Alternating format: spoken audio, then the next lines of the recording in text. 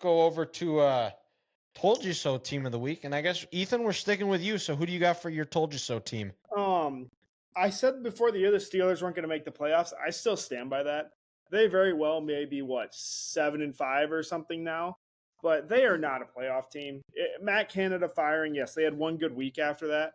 They're right back to crap. Getting absolutely shit stomped by the Cardinals is unacceptable.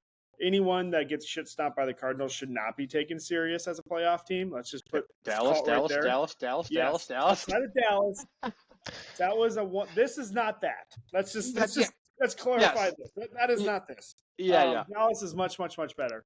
But I don't know. Just Pickett sounds like he's probably going to be out for a little bit. MVP Mitch. Yeah, I mean, maybe Mitch will come back and bring him back, but it's not good. It's really not, and I don't think they're gonna be able to do enough to get back in the playoffs. You know, I think since the start of this year, we've had each week. I think one of us has had the Steelers when the Steelers have won as our surprise team, and then the next week they're our disappointing team. I think they've been a nominee every week on this podcast. A staple. I saw somebody tweeted out that they are the worst 500 team in the NFL. How do they find ways to win this game, and they're somehow going to sneak into the playoffs? They're the Iowa Hawkeyes of the NFL. They shouldn't have a winning record. I don't want to compare Mike Tomlin to this, but he made a deal with some sort of football devils or gods this year, where their Steelers have been outgained in, I think, all but one game this year. If that's the case, you should be 11-1 like the Panthers. I'm gonna say it. I mean, he's the Black Kirk of the NFL. Kirk's the same way in college. Someone had to say it. Well, and they're also a Nick Chubb 90-degree angle away from losing that game too. So, oh, Chubb, but he gone. Dylan, it's funny you mentioned that. I feel like the Steelers and Jacksonville are a nominee for some sort of category each week. Yeah, they really are. It's unbelievable. They really are. And my Told You So team of the week is the Kansas City Chiefs. I've been saying this offense isn't what it used to be. I said when the rumors started going around, Taylor Swift started showing up, that Travis Kelce is going to become distracted. It's bad news. He needs to cut bait with her and get rid of her. She doesn't bring any value to his life.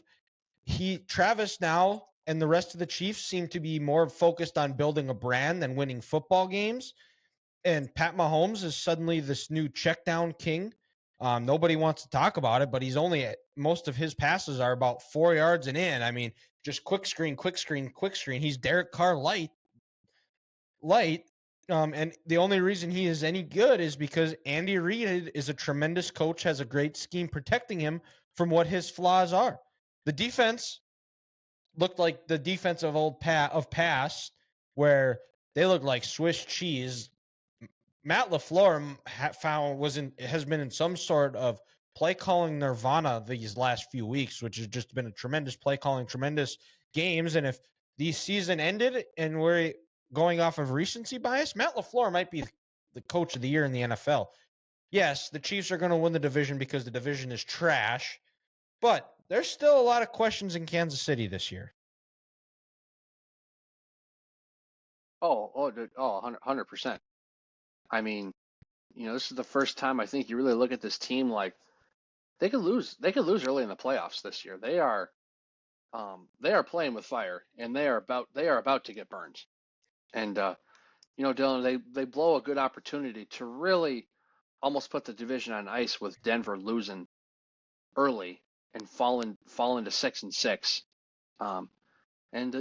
A tricky Bills team coming up this week. So if they don't figure this out, they're probably going to end up either having to go to Baltimore or to Miami, and we'll see what Pat Mahomes and this Chiefs team is like on a playoff game outside of Arrowhead. Yeah, and the other part too with this game coming up is that this game could Chiefs win, they kill the Bills. The Bills are done, which I guess that's kind of an American story, is this Chiefs killing Bills. So, No, This. uh-huh. He went there. You live in North it's Dakota. It's historically correct. It's Yeah. it's a historical fact. But the Chiefs could put the division on ice here, but yeah, I'm sure one of us might have that as a game of the week here. Well, and So, then Dylan, also, if the Bills go into Arrowhead and win for the third year in a row in the regular season, that could put a dagger in the Chiefs season.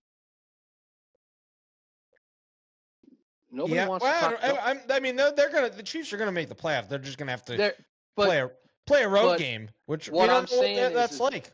they're not going to have the confidence or the mojo they had going into the playoffs like they have these last 4 years if they lose to the Bills and they kind of stumble their way in there. Yeah. That's all I'm saying. So we'll see. But my turn now. I'm going to go with my I told you so team again. I'm going to stick with one side of the ball here. I'm going to go with the Seattle Seahawks defense. Boy, are they hot garbage this year, boys.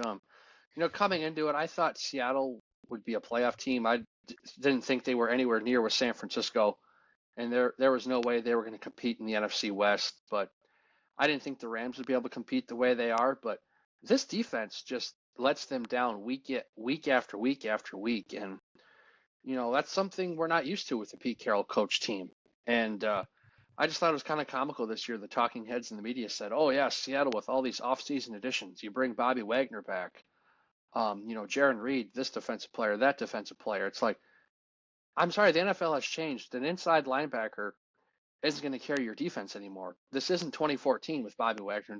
No disrespect to him. He's a Hall of Famer. And also, Jaron Reed is on his fourth different team in 4 years. You're not going to change a team if nobody wants to commit to you going forward. You go Seattle, Kansas City, Green Bay, back to Seattle. Dallas had 411 total yards of offense. They got another 136 on the ground. And the worst part, Seattle gave up 27 first downs. And, sure, Devin Witherspoon, he's having a great rookie year. He very well might be Defensive Player of the Year because he's got more splash plays. But I'll say this again. This is a team that could have drafted Jalen Carter and should have drafted Jalen Carter. If they would have done that, they wouldn't have had to give up a second-round pick in this year's draft for Leonard Williams, who's a shell of himself. I understand he had a sack the other night, but he's not changing your organization. And the Russell Wilson trade is over. They don't have any extra picks now to build this team up, and they look light years behind where San Francisco is. So, yeah, this Seattle defense for me was my I told you so team because they're just letting them down up there. And it's pretty bad too when we did our mock. We did our mock drafts this year, and I'm pretty sure I had Seattle taking a corner because that's what Pete Carroll does. Even though they needed a pass rusher or somebody up front, but they chose to go away from him and pick and take Witherspoon, who is a good player, but I mean, if you can't get to the quarterback, it's pretty useless at this point. But and again, I'm not saying you can't get a difference maker in the cornerback position in the first round. Jalen Ramsey, of course, and Patrick Peterson, and even Trent McDuffie for recency bias here with the Chiefs. But also, I'll stick with the Chiefs. You got L'Jarius Sneed in the fourth round. Jalen Watson was a seventh round pick. Joshua Williams was a fourth round pick. If you can get big, talented defensive linemen who can move people in the top 10, that's what you need to do. I don't care. I've said this a million times, and I'll say it a million times again. We protect our quarterback, and you attack the other team's quarterback. And with Jalen Carter, they could have been doing that in Seattle, but they chose not to.